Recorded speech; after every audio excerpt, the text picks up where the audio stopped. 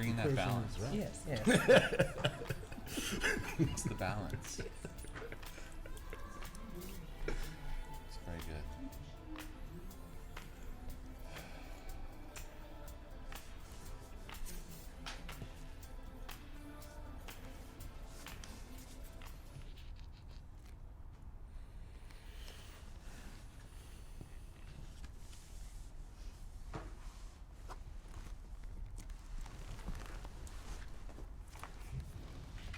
Do you do yoga?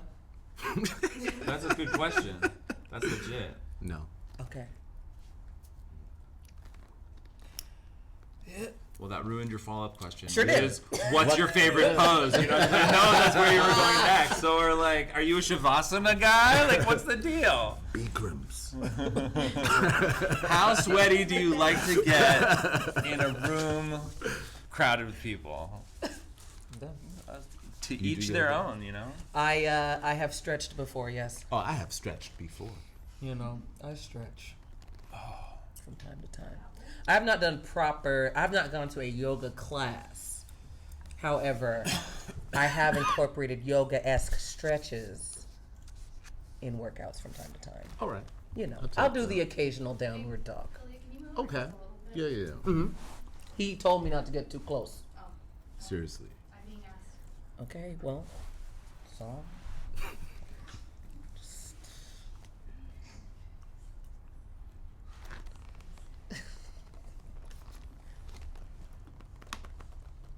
Right here? Do we have to close that for the, That would be a good idea, I agree. I have ideas too. I'm part of this team. Yo, we're out here. Is that camera on me? Eagle eyes. Y'all looking at, who is it? Is it live? What?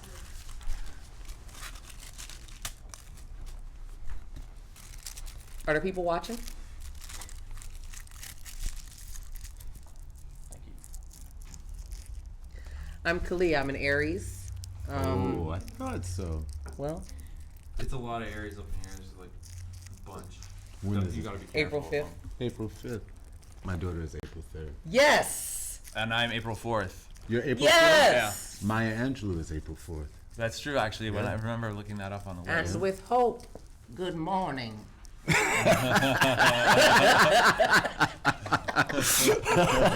I couldn't help it. I'm gonna roll the intro. I'm rolling the intro. Go ahead, roll that intro. Mary Jane, good afternoon, and welcome to About That Time. Once again, we are here enjoying a good afternoon with you. We hope you're having a good afternoon. I'm Noah Rubin. This is About That Time. We have a very, very, very special guest today. The one and only Saul Williams is in the building. Guys, his latest record dropped earlier this year. It's called Encrypted and Vulnerable. It also serves as a soundtrack to his forthcoming film, Neptune Frost, executive produced by the one and only Lin-Manuel Miranda. Saul, thank you so much for coming to the show. Oh, it's a pleasure to be here, Noah. Here we are. I'm going to speak like you. Oh, you can. I welcome you to. I mean, everyone. We're going to actually get everyone, including the crew, to all do Noah Rubin impressions today. Welcome to Mary Jane. Here we are, speaking clearly. Now, obviously, guys, we know what time it is. It's 4:20. I want to make sure everyone has full disclosure that before the show started, I was experimenting with a new piece of technology called the G Pen Connect that is a very sleek way to dab and consume concentrates. I can confirm that it's highly effective. And it really delivers on its promise of vaporizing highly concentrated cannabis into your lungs and causing you to have the according feelings. So when you comment today, and I know you will, Yeah. no need to say why isn't Noah hitting the blunt. Noah is just fine right now. Yeah, He's you just know, fine. I wanted to. I'm a guy who likes to solve problems. This is a beautiful new piece of hardware. I got it right here with our nice piece of glass for pounds and saw what was going to happen, and it all happened. I can confirm that it did happen. But that being said, Saul, I was really happy to see that you were coming through with a little tobacco, flipping up our standard blunt routine. So I think we should maybe put one in the air just to get the ball rolling, you know? Let's do it. Oh, we had the lighter right there. Yeah.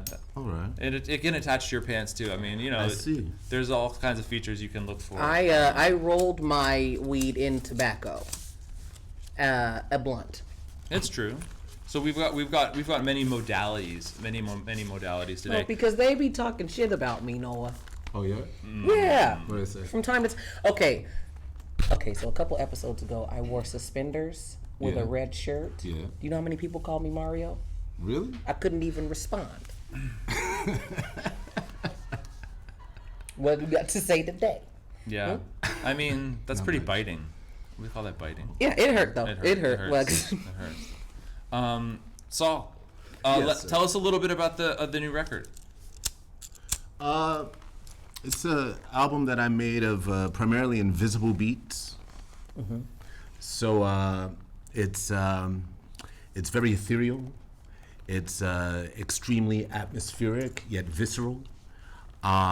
It's kind of like weed smoke, so to speak. You know, Okay. like it's in the air. You can walk through it. But if you happen to breathe it in, it has strong effects. I feel that. Now, what made you kind of feel like now is the time to approach a project from that lens? The lens of invisible beats. Exactly. Essentially, I felt like half the time I'm listening to music, I'm listening as a fan, and the other half is kind of as a producer, and I'm hearing or imagining missing elements, and personally, I don't have anything wrong with that. So I wanted to construct sort of a landscape that would allow people to be brought to a certain point and simultaneously have an inner life that's welcome, that where they're hearing where shit is, you know, from where the voice is placed and what have you, and where all the other sounds are, so that they feel where the beat is, but the beats are DIY. The beats are in your head. You know what I'm saying? it. Yeah. so you're never off beat. You know what? You'd be surprised. That was a brilliant. I'm never off beat, That was a but I really can't good speak answer. for everybody. Gotcha. That was a really good answer. And so there's also an accompanying visual for some of the music from the album. Oh, yeah, there I are. watched the trailer. I found it very compelling. Can you tell us a little bit about the project? Yeah, so the project, the overall, the title of the film is Neptune Frost.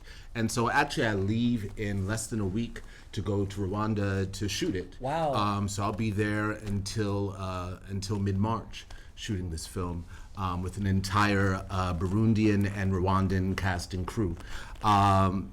It's a musical, it's about hackers, and it's a love story. Maybe that's what I'll say. That's amazing. That is Rwanda? amazing. Yeah. Wow. Agreed. Cool. What are some of the considerations, production considerations that are you have to take into account? Well, one of the things we have to take into account there is that cinema in itself is kind of young compared to other countries in Rwanda, and so we're importing a lot of the equipment. You know, whereas if I were shooting here in LA, I could go to a rental place and we forgot this and send a crane over and blah blah blah blah blah. You know, like we have to take every consideration into account well before the cameras start rolling, because there's no rental company there. Things are imported. Wow. Yeah. That's a lot of hands-on logistics right there. Yeah, it's a lot of hands-on logistics. On the other hand, the terrain is beautiful. The talent is extraordinary, and so those are balancing considerations. Yeah.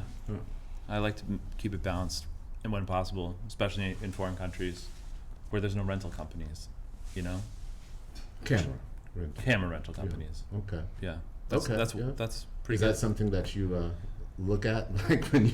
Yeah, I mean, I worry. I'm like, what are the production logistics in Rwanda really going to be like? That was definitely what I was thinking when I woke up this morning. I'm pretty sure. Now, the film is obviously a sort of visual expression around the music from the album. This is all part of the Martyr Loser King series that you've been working. How does the film project sort of mesh into the narrative you're building with that? Okay, so Martin Luther King, the whole project started off, and the name of the project in its entirety really is Martin Luther King. And that's the name of a graphic novel that I have coming out in 2021, and which is the same story. My story has two protagonists. One is a coltan miner. Now, coltan is the precious stone that's in all of our smartphones and laptops. They're also in drones and airplanes and missiles.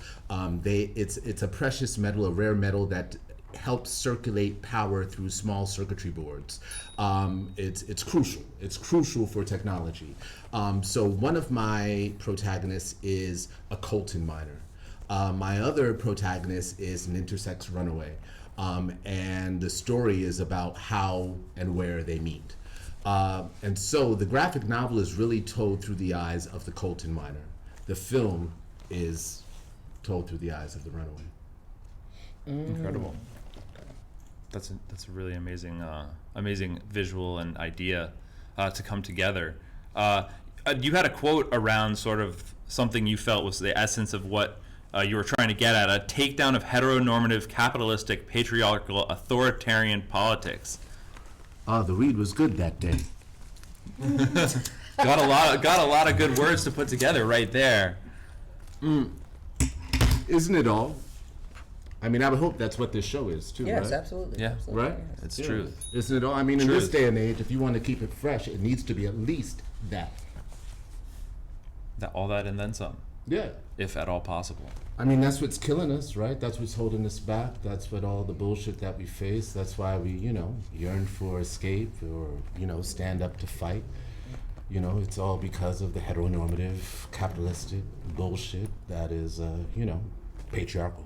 It's a hot one. Yeah. Yeah. Yeah. It also seems like there's a lot of tangible answers and approaches that we could be taking that we're just collectively not choosing to take a path towards a better way of being with one another on Earth. Yeah. Well, yeah, I don't know if it's us collectively. There are collectives. There are certainly collectives of motherfuckers who refuse to face, the role that they play through obliviousness, through privilege, through power, through some sort of elitist notion that allows them to calculate only their own presence or whereabouts on this planet, and to think of others as simply foreign or other. But I think that I have this feeling that in fact humanity simultaneously is blossoming like a flower, and there are those who want to restrict that growth, and they are not a majority. And so it's for that reason that I refuse to acknowledge them as such, because it's actually it's a small minority of either selfish 1%, Correct. elitist, privileged people who are withholding the goods, but they're not just withholding the goods, they're stealing them. I mean, like if we talk about coltan, for example, which our technology is based on. I just think it's kind of, and I've said this before, but the irony is that our technological advances are based on very analog forms of exploitation. But that's not just there. We don't have to look at the continent. We can look at it here. Like we, for example, might use Amazon or some shit like that and feel like, oh, all I have to do is press a button and it's here, and you're acting like it's some like Star Trek thing where you pressed a button and it just appeared. But it's people packaging it, driving it across the country, rushing to get it to your door, being paid less than they should be. You know what I'm saying? It's people who are handling that as well. And that's just, there's a lot of analog exploitation in that as well. But we have these devices that can make us kind of forget that. So, light up. Sometimes that's the only choice we got. That's the only choice we got. I do like it though that you still sort of see humanity as a flower, because I think in times like these it's very easy to get cynical and forget that humanity is a flower. It's just as organic as a flower, and it can go away just as quickly as a flower wilts. Yeah, and also there's a lot of beauty. Yeah. There's a lot of beauty. There's a lot of beauty ignored. There's a lot of beauty not paid attention to. You know what I'm saying? And so, yeah, if we can also acknowledge, you know, the beauty that surrounds us, like right here. Oh, Agreed. So hold on. Columbia is beautiful. Speak bluntly, girl. You're holding that blunt up. First of all, I just want to thank Saul for calling me beautiful. Woo! I'm gonna be honest. I said this before the show started. Now I wanna be honest with the Mary Jane audience. This is it's like a double compliment because it's like I know where you're heading. not only did Saul call me beautiful, Lynn's man called me beautiful. I don't know if y'all watch Girlfriends, but I'm sorry, I'm having a very African American moment right now, and I'm really trying to reel it in. This is one of our best shows. Savor it. It's good. It feels good. Now, guys, we here on About That Time. We have a lot of characters. We have a lot of good friends. We talk about a lot of great things. We have sometimes animals join us, but rarely do we get a chance to. Here's the animal. Look at one of our animals has actually showed up. Oh, okay. That's his Fuzzbutt, the husky. It's a husky. Yeah, okay. he is, and he's actually here to witness a rare debut, guys. We're gonna debut a lamp here on About That Time. We've had this lamp in the back of our set for I don't know how many episodes, and it's never been on, guys. But now the lamp is on. Turn the lights We have a high down technology low. set here, guys. Open It has your lamps window curtain. that turn on and off. Let the moon my come God. shining in. Guys, we into did our it. life. We did it together. Mary Jane, Snoop Dogg TV. Guys, everyone who's checking in, this is About That Time. I'm hanging with Saul Williams. I'm hanging with Kalia McNeil. We're having a great time. We're happy you're here. G-Pen has been sponsoring the show. Loon has been sponsoring the show. Shout out to them. Make sure you check out their products in stores near you. Saul, we do a segment on the show. We call it Post It Up. We take some pictures from your Instagram. You tell us what is going on in the flick. Oh, word. It's pretty evolved. Okay. Yeah. This first one is a good T-shirt. This T-shirt, I've seen this T-shirt, and it's a strong one. There's a level of humor there. Yeah. And so that T-shirt, of course, is one that has an image of Jimi Hendrix, yet says Bob Marley. There is something funny about that. It's I don't know hilarious. I don't know if the psychological principle that can Have be people described. stopped you, or do they not? Does it click? It's fun to watch it click on people's face. Yeah. More commonly, it doesn't click. Okay. You know. But yeah, it also plays into the trope of those collectives that think that certain people all look alike. Right. So Like It has- Yorkies. They don't all look layers. alike. It has layers. there's layers to it. Yeah. Anyway, I took that picture in my apartment in Switzerland, in Lucerne, Switzerland. I was there this summer for a classical music festival where a Swiss composer by the name of Thomas Kessler, who's written 2 symphonies based on 2 different poems of mine, was being honored. And so we performed those symphonies. One is with a full orchestra, and one's with a string quartet. And so, and that was on an off day. On an off day in Switzerland. Off day in Switzerland. Yeah. Hey, what do you do on an off day in Switzerland? Take selfies and Yeah. walk around the lake or some shit. There you go. Or even I think it depends on the weather. That's okay, true. okay, They- okay. Full 4 Very seasons harsh are in weather. effect. Yeah. How long were you in Switzerland for? That was like 9 days. Okay, chilling out, a little summertime, Yeah. long week. Rehearsals. Rehearsals. Yeah. That's good. But with the orchestra. So that's Well, that's good. pretty next level. Yeah. Had you done Yeah. work with an orchestra before? Oh yeah, we've performed the piece a lot. The one with the full orchestra I've done maybe a dozen times, but only in Europe. The one with the string quartet I've done a few times in the States and several times in Nice. Europe. Yeah. Yeah, it's a good vibe. Well, speaking of performing, speaking of being on stage, this next image is similarly from a performance. Yeah. So that looks like it's about like maybe 2000. I know that book came out in 2006. So I'd say it's between 2006 and 2008. And it is, so the name of that book is The Dead MC Scrolls. If I'm reading from it, because some of the poems I know by heart. But if I'm reading from it, I'm probably reading the main poem, which is a poem called "Nigga What," and it's a poem written in 33 chapters. The book itself is about, well, the Dead MC Scrolls. I won't say what it's about. I don't want to give it away, but it opens with a confession. And so I make a huge confession at the opening of the book, and then you learn a bit about me and about where these poems come from, you know. And so the goal of that book, and so that can kind of segue us back to the album shit, because the goal of that book was I wanted to make the dopest hip hop album never recorded. So my goal with that book was for people to be on the subway or in their homes reading it and find themselves like, oh shit, like this. So it was also invisible beats as well, but it was just led by text as opposed to sound. Very nice. Yeah.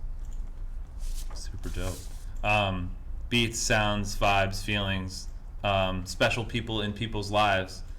This next picture may be a nice lady that we met earlier before we started filming this show. This is a nice picture. This is a very sweet moment. That's a beautiful picture. Her Instagram is @mmvision. Vision, guys, follow her up. The photographer. She don't play. That's why she looked at me like that. And so that's a photo of my wife Anisia Uziman and I outside of BAM, the Brooklyn Academy of Music in Brooklyn. And we were there for the screening of Nisia's film Dream States and a performance that me and my boy CX Kidtronic did afterwards. And so that film was the first feature shot entirely on iPhones, and it's shot. It's a story of two lovers who meet in a dream before they meet in real life, and it's shot in 32 states around the country, and it's a beautiful film, and there's a lot of amazing music in it, and I also scored the film, and so yeah, that was I think in May or June, in Brooklyn. And one more time, the name of the film? Dream States. Okay. Dream States. Definitely gotta check that out. And you can find Anisia on Instagram at Dream States Meta. At Dream States Meta. Yeah. Guys, get out there and mash your phones. Yeah. That Follow sounds it up. good as hell. Take your time. Take your time. Be in the moment. Yeah, be in the moment. Enjoy a smoke. Enjoy the afternoon. We have another image. We were talking about working with string sections, working with orchestras. This one is a pretty swaggy picture. That's a pretty large orchestra right there. Yeah, it's the same week. That's in Lucerne. Oh, okay. Yeah. Yeah. Outdoor, indoor? That's indoor. That is a rehearsal for the orchestra performance of the symphony Said the Shotgun to the Head. Yeah. Yeah. That's cool. Well, thank you. How did the process of learning to sort of work with that large a number of musicians take? Well, the hardest part, I would say, is mine, because it's written for a full orchestra, a speaker, and what you don't see there is that there's also a 12-person choir. And when Thomas composed this piece, he kind of composed it around my natural biorhythm, which he was able to like pick out of a recording of me reading this poem, which in its entirety would take about 40 minutes for me to read. And the orchestra kind of follows me, except that it wouldn't work for me to just read it. I'm the one who has to, and I don't read music, I have to read music.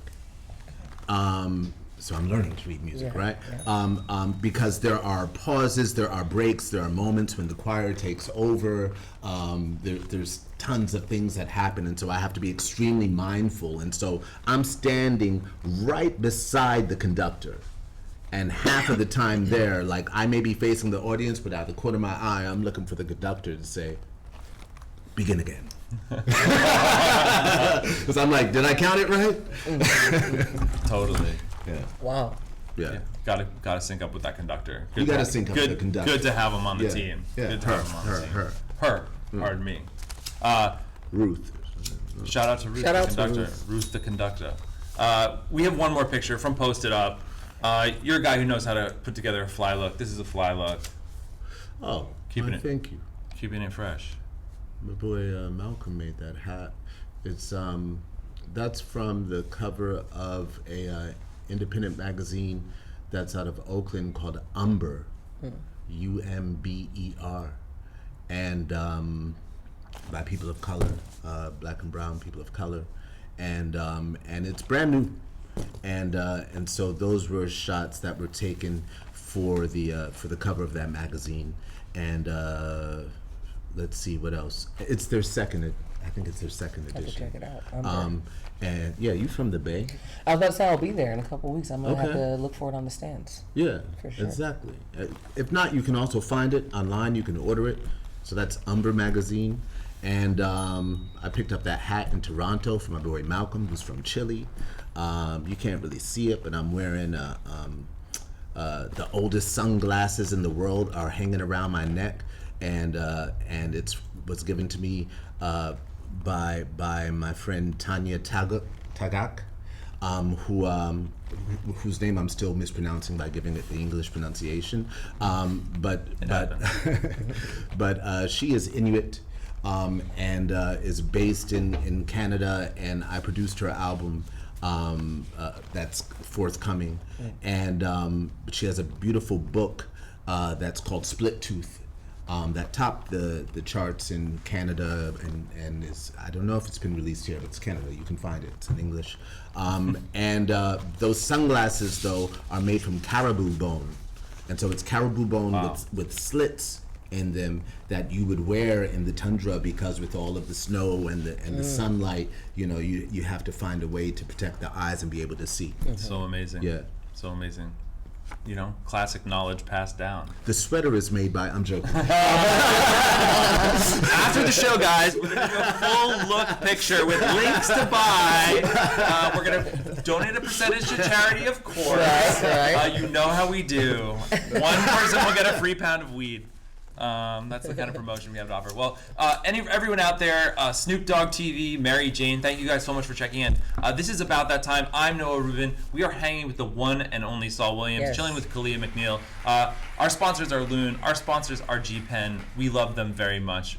Their products make us stoned, and we can't complain about that. Saul, we've checked in with you a bit. We like to make sure we check in with the world as well. We do a segment we call Roll the News. Roll the news, We y'all. bring up some headlines. We have a chat. There's a lot going on in the world. Yes. And some of it stresses you out. Some of it keeps you chill. Some of it just makes you really confused. So the first story from tonight is about outer space, something that I'm pretty cool with. But it seems like there is a growing trend for brands to send their pointless swag to the space station for cheap PR.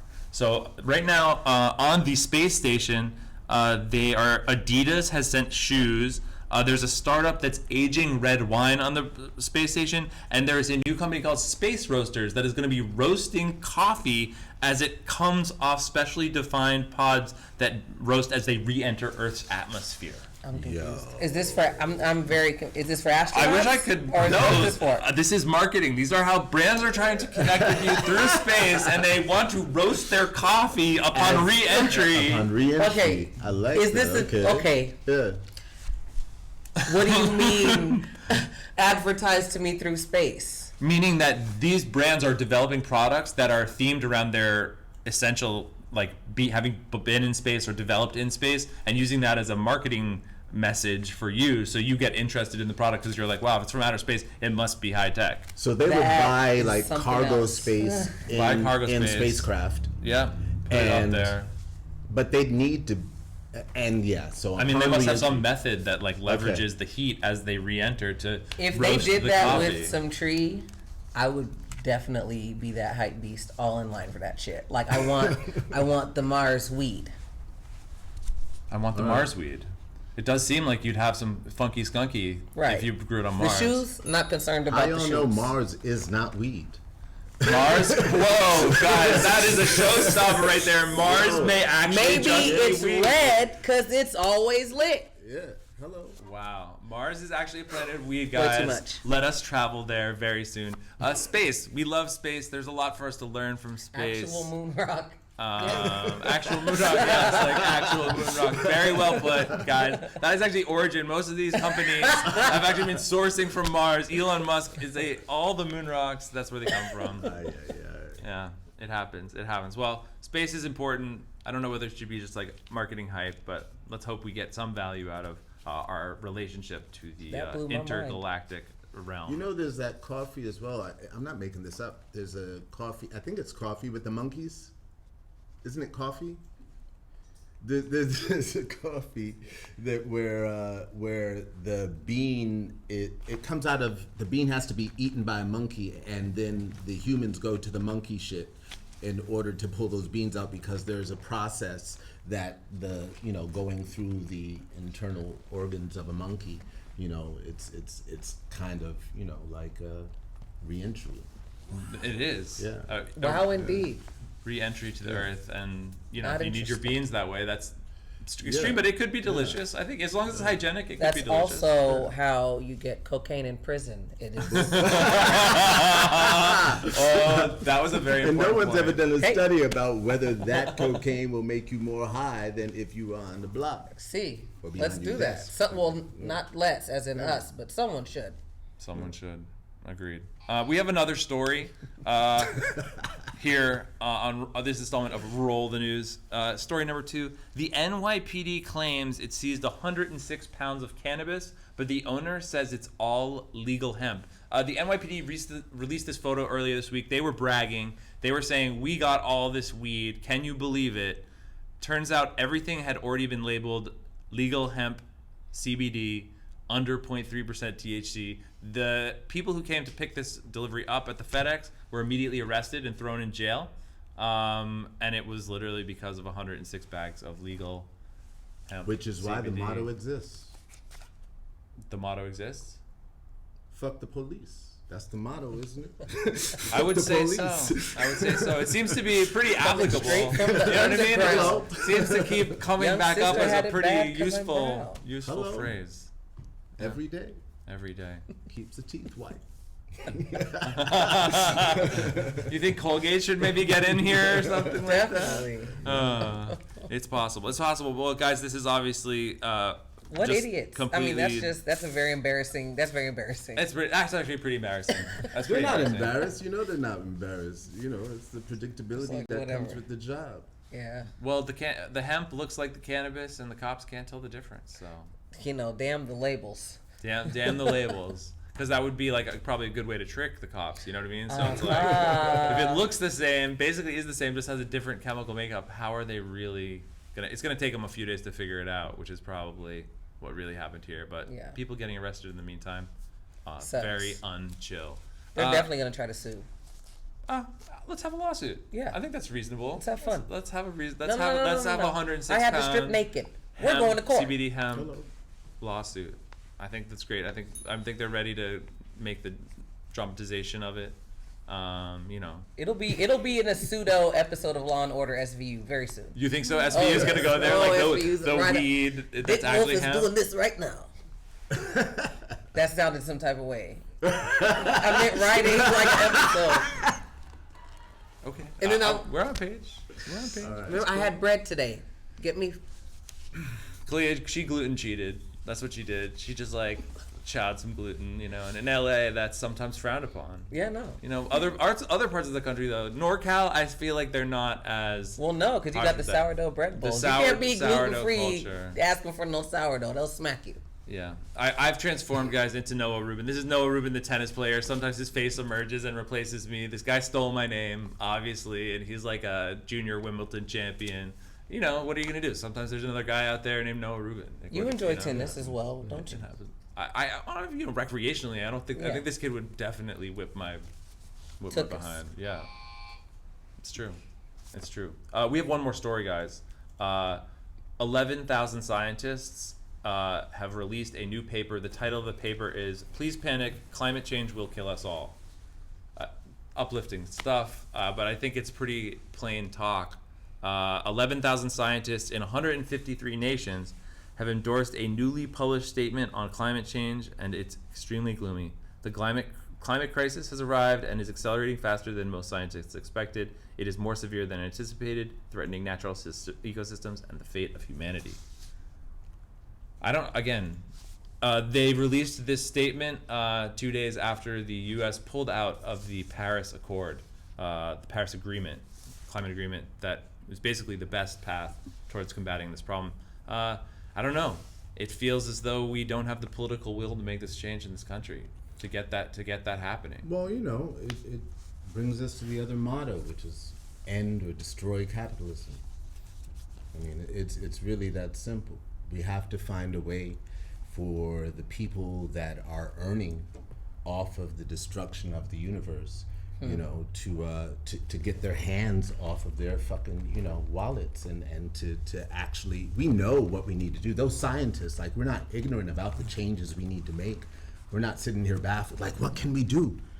We're only like, what can we do when we're like, fuck, the guys with money have armies, So we just have to, shift some priorities and shit in these motherfuckers and get them, to stop saying shit like we're bringing coal back. Unbelievable. Truly unbelievable. Well, I do hope that someone comes with a message that people can get behind so we can actually see steps being taken forward on it. Because I feel like we're talking and expressing things even more and more drastically, and it's like, when are we going to hit that moment where the right person has the right message and there's the right support? And no, we have to be the message. You know what I'm saying? Every single one of us, it's up to us in our own individual, lives to play a part. But it's not as simple or as apathetic as that, in my opinion. I mean, because we also have to attack. We also have to attack, the bullshit as we see it. So not only do we monitor ourselves and our usage of the things, that are, but we also have, we're using what's available to us. We want other things to be available to us. And like we said, we know that shit exists, but the hesitation to make those changes have everything to do with capital and corporations. And so we have to put the challenge to them. But the challenge is different if you're just getting out of college and you offer a job that's, at one of those corporations. You don't have to put your beliefs, out of the box when you enter that job. Maybe if you take them with you, you can also help us destroy that shit from every angle, because it's got to come from every angle. Every angle needs to be attacked. Yeah. Because carbon needs to not go down to anything but zero. Like, if we want to sustain as human beings, 0 is the only acceptable number, and we're like way behind the ball. Even if we started today and we were all in, it would take a long time to get there. So I'm happy these scientists are writing these things. I'm unhappy that the U.S. is pulling out of the Paris Climate Agreement. I love kittens enough to know that the future of kittens, guys, kittens are at stake for real. No more kittens if you don't get real with this climate change shit, guys. There are solutions. There are ways forward. Let's get behind them and get the ball rolling. Yes. Save the kittens, guys. Really, Save that's the message. I think people would, it's like climate change is a harder conversation than just save the kittens, guys. All right. This is a radical environmental movement. It's called Save the Kittens, because there will be no more kittens if we have no more planet Earth. That's true. So just saying. Or me. So. Can I just say that's bullshit? What? No, I'm joking. Kittens? Are you arguing? No, with I kittens, Saul? love kittens. I have two cats. It's hard. I have two cats. It's hard. Yeah, I'm into that. Cat I'm into the cats. I'm not into your cat theory. Oh, my cat theory? Yeah. You think that Save the Kittens is a less appealing It's not going to work if you're platform? like in Turkey or Greece where like there's 8 million cats in the yeah, street just kicking yeah, it. That's true. You have a good global. Your global marketing perspective is it's not going to work. You know what I'm saying? Yeah. Here. So we gotta. Because cats are not universally something people want to save. Some people just want to get them out of the streets. Yeah. Too many of them. Whatever, So yeah, we might want to look at. All right, real issues, we can. I'm just saying. Let's keep it real on the real issues for sure. Let's hope people listen to it. Let's hope people listen to it. That's what I feel. Well, Mary Jane, Westfest TV, Snoop Dogg TV, guys, everyone who's been checking in with us on Instagram. This is About That Time. I'm your host, Noah Rubin. We're chilling with the one and only Saul Williams. G Pen is sponsoring the show. Loon is sponsoring the show. We're having a great time. Saul, we checked in with you. We checked in with the world. Yeah. We like to make sure we also check in with the stars. We do a segment. We call it Astrology Time. I might even break out our salt crystal lamp, just to like put a little vibe in the air. Boom. We change our color filter. We go into another dimension. We get into the real Astrology Time zone. Now, my first question for you, Saul, is do you follow your horoscope much? Cyclically. Okay. I might go through times when I'm interested in checking it out, and I also go through times where I'm not interested in checking it out. Totally. Like if I'm reporting on the moment, I haven't been checking it out. Right. But I've gone through moments where I have. Totally. Well, I believe it because it's like, sometimes it's vibing with you, other times it feels like it's not necessarily on point. Yeah, but it's not just because of that. Sure. Not because it's like, oh, it's not telling me what I wanted to tell me, or that's not me. Right. Also, just because it's not the time every time. Mm-hmm. Oh. I feel that. You good? We I'm just checking in with you. I'm we still look- here. we look up a lot of charts, Saul, on the show for our astrology sign segment. Your birthday is February 29th, is that right? It is. You're a leap year baby. I am. That's a rarity. birthday next year. I don't know that I've ever Yeah. encountered that. Yeah, I'm 11 years old. That's pretty sweet. That's pretty sweet. 11 birthdays. What is this? What is that like to grow up as a leap year? Like you're such a special birthday. It feels like it makes sense. I have a birthday every 4 years, and when I look at time and the practice of time, how we practice time, you have a space segment, you can have a time segment, where it's interesting to look at the way that things happen in our lives, and in many ways I feel my age, 11. Now, granted, I've also been, and I stay 11 here for 4 years, right? But I've been 11 in your years, and so it gives you that detachment, that ability to pull back and look at it and go, I see how time works, but I also understand, the idea of where I am in my life, and saying in many ways I'm also entering my adolescence. Mm-hmm. Interesting. Well, it's funny that you mentioned that because with astrology time, what we do is we take sentences from your chart. You tell us if you think they're on point or not. All right. And you just mentioned, this sort of relationship to one's own childhood. Your first element on your chart that we came up with, and you can tell us if you think it's on point or not, they retain a measure of childhood innocence. Do you think you retain childhood innocence? Certainly. Do you feel that usually works for you, or does it sometimes work against you? Granted, it can do both. I think there's a difference between childhood innocence and the sort of oblivious naivete that can be violent or dangerous. I think that I think that in its place, it can be exciting. For example, as a musician, when I hear music like I've always heard music. Mm-hmm. And I know what it is to be 4 years old enjoying a song, 8 years old enjoying a song, and right now, I know what it means to be surrounded by music, and I'm surrounded by music. I keep myself surrounded by music, and I enjoy it like I always have. And a lot of my friends who are, busy adulting music may recede in their life. They become less and less aware of what's going on and what's fresh and what's exciting and what's innovative and da-da-da. But I remain engaged like I always did because it's still exciting to me. The same way that as someone who was like identifying as a rapper as a kid, can still like be engaged by like bars. I'm like, oh, you got burned. Like I'm still engaged. Like, So yeah, I think it's there in many ways, and I think it's also something to be nurtured at times. Yeah. Yeah. Well, speaking actually of nurturing, the second element of the chart that we had brought out for tonight, and you can tell us if it's on point or not. It says they work hard to make relationships work. Do you feel like you're willing to invest in a relationship? Certainly. Some relationships are hard. That's not the first word that I would choose to describe them. Beautiful, challenging, complicated. What do you They're got? certainly complicated. I mean, but all things are complicated, Yeah. All things are. I mean, like there's something complicated about the way that a seed sprouts and the amount of water and sunlight and worms and it's complicated, but it's beautiful, and it's necessary. And for me, relationship, I'm married. It's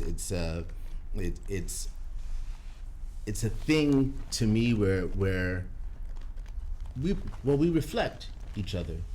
And in relationships in general, it's an opportunity to learn to be present, to hear a voice other than your own, Right. to welcome someone into your circumference, to be welcomed, to share. And in that sense, it's a microcosm of our experience on this planet, but intimately, like fine, tailor-made, like for us. And yes, even a tailor would be like, this fabric was a little fucking difficult, but it's fucking amazing, right? Like, yeah, the final product is, so yeah, it is what it is. We're celebrating. Cool. We have another element from your chart. It's kind of a different element of your reality. It says they are vigilant about diet.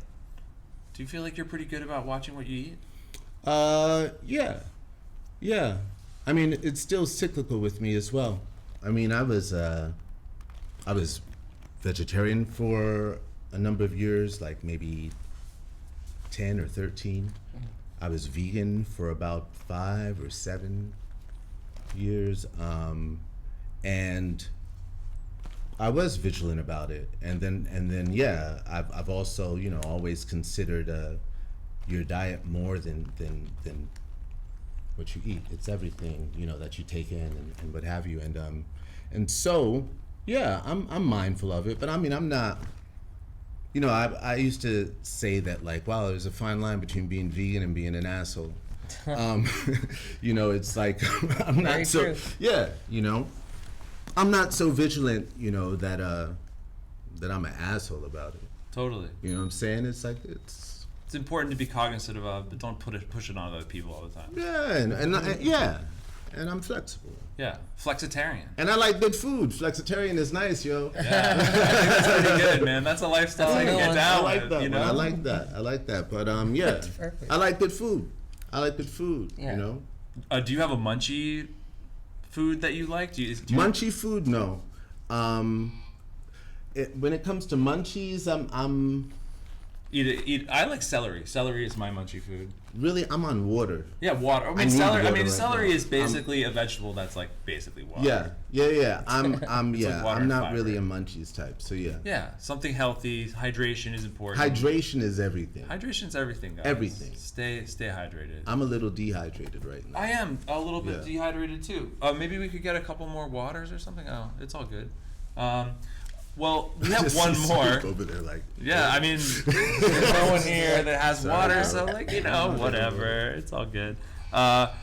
We have one more element from your chart on Astrology Time. They accept setbacks with unmatched dignity. Do you feel like you know how to take a setback well? I like that question. I'm gonna say yes and no. I mean, I fight for the things that are important to me, but I also feel like I can understand where fighting, is futile.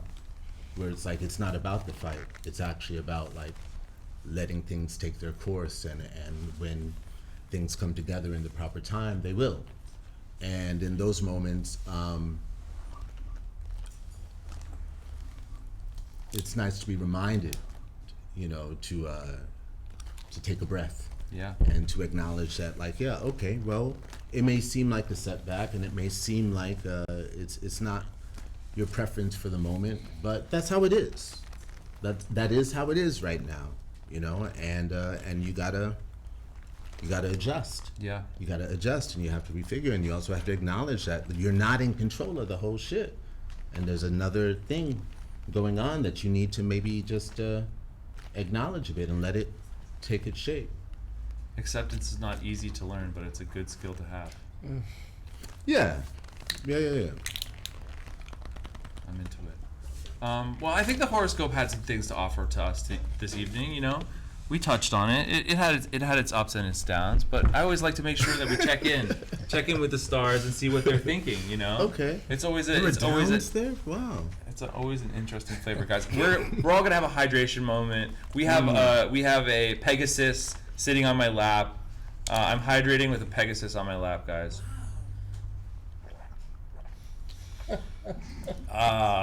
Hydration. It's important to stay hydrated, guys. That's the most important message that we can give you guys. It will improve your life every day.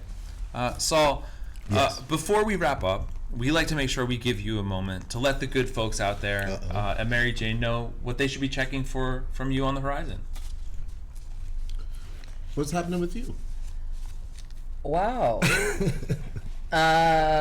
Lots of things are happening with me. You can catch me on the new season of Vita on Stars. That's what I'm talking Look about. for that. Okay. So I still want you to go on Amazon Prime and watch Laugh After Dark Season 2, Episode 12.